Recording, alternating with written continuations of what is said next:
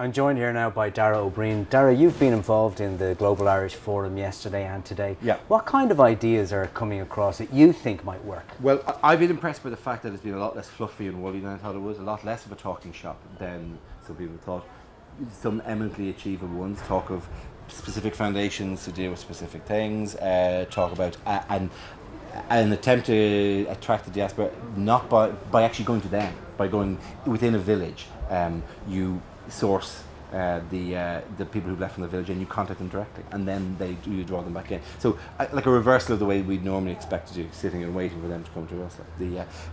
So I've been impressed with that. It's been slightly unusual for me because I'm coming from the UK and I'm part of the UK diaspora, although you realise from being around people who come from America that we don't regard ourselves in the UK in the same way, because we're very normalised within the country and there's so many of us, but yet it's not a very coherent Irish community. So the one thing that's come out of me is that if the UK's help is needed, the strategy has to be quite different to how you go after the Americans. You spoke about that a lot in the session this morning.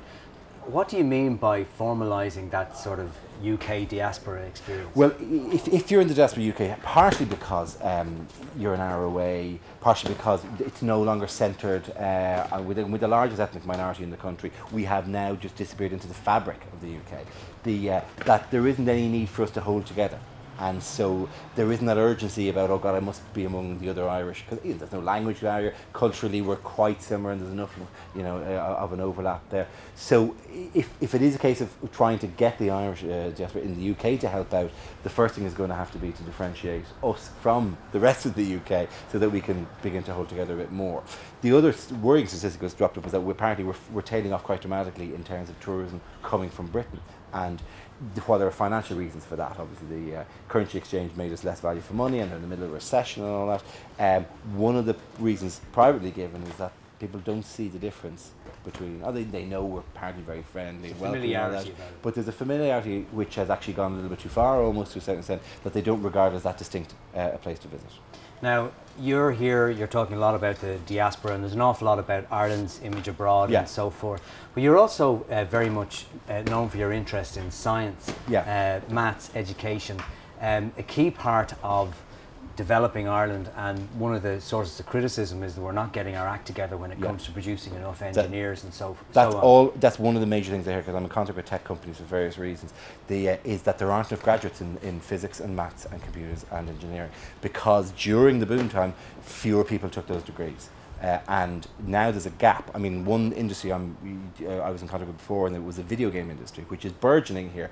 And hopefully there's talk of various tax breaks that they could have that would make it easier for them to grow. It's an easier industry to grow than the film industry, but the budgets are just as large, and there's just as much work for like 100 people at a time for 2 or 3 years on one of the large projects. There's an absence of graduates for them, particularly 5 to 10 year graduates, so they have to bring people over from abroad, and a lot of tech companies are saying this, that they're here, but the people they're employed, they have to ship in.